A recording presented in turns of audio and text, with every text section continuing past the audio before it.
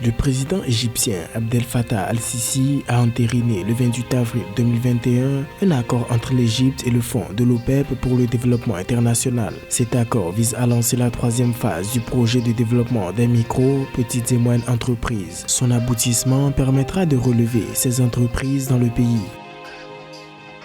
Au Sénégal, les exportations de biens sont chiffrées à 197,4 milliards de francs CFA au mois de février 2021 contre 218,6 milliards en janvier 2021, soit une baisse de 9,7%. Concernant les ventes à l'étranger de produits alimentaires, la hausse est particulièrement liée à l'accroissement des exportations de produits arachidiers. I&M Holding a annoncé avoir finalisé l'acquisition de 90% des parts de la banque privée ougandaise Orient Bank Ltd dans le cadre de son plan d'expansion régionale. I&M a déclaré que l'acquisition a été finalisée après les approbations nécessaires de la Banque centrale du Kenya, de la Banque d'Ouganda et de l'autorité des marchés des capitaux du Kenya.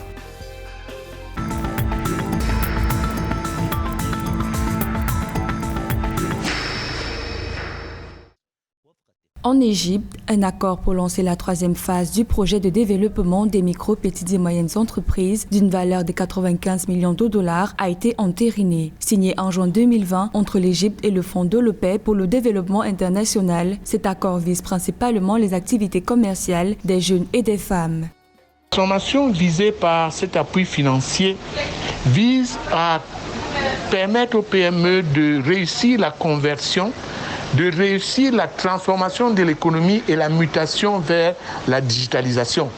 La digitalisation doit être apprivoisée et absorbée par les micro, petites et moyennes entreprises au lieu d'être un frein à leur développement. D'où la nécessité d'appuyer les PME dans le renforcement des capacités.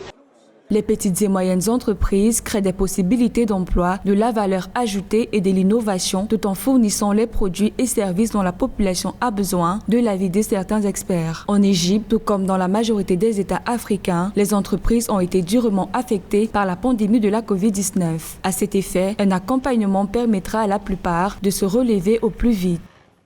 Les micro, petites et moyennes entreprises égyptiennes ont besoin d'une réorganisation et d'une diversification quant au niveau des services qu'elles donnent à leurs clients. D'où l'accord qui a été signé avec le financement de l'OPEP de 95 millions de dollars. Mais cet accord doit être harmonisé pour que les PME profitent de façon efficiente au coup de pouce qui est donné. Notons que cet accord a été entériné le 28 mars 2021 par le président Abdel Fattah al-Sisi. Ainsi, l'accord signé en 2020 mettra le financement des bénéficiaires à disposition par des intermédiaires tels que les banques, les ONG, les institutions financières ou encore directement.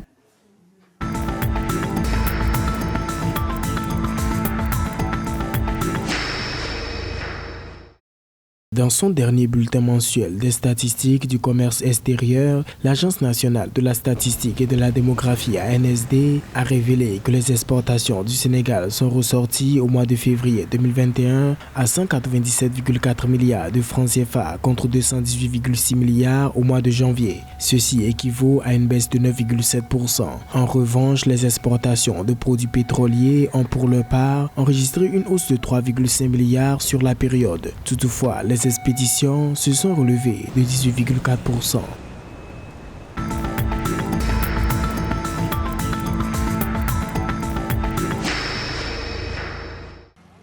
Aspirant à être le premier partenaire financier de l'Afrique de l'Est, le groupe I&M Bank pourrait acquérir une participation de 90% dans le capital de Orient Bank. L'accord pour la transaction au prix de 96,75 milliards de shillings, soit 26,93 millions de dollars, avait été conclu en juillet 2020.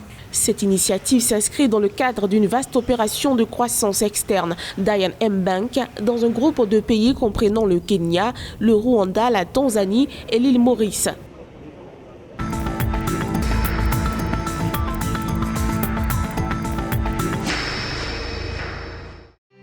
La capitalisation boursière du marché des actions de la Bourse régionale des valeurs mobilières BRVM a enregistré à l'issue de la séance de cotation du lundi 3 mai 2021 une hausse de 12,338 milliards de francs CFA. Quant à celle du marché obligataire, elle a enregistré une baisse de 1,768 milliards de francs CFA, se situant à 6 299,650 milliards de francs CFA contre 6 301,418 milliards de francs CFA lors de la séance de cotation précédente. La valeur totale des transactions a fortement baissé, passant de 5,875 milliards de francs CFA à 1,823 milliards de francs CFA.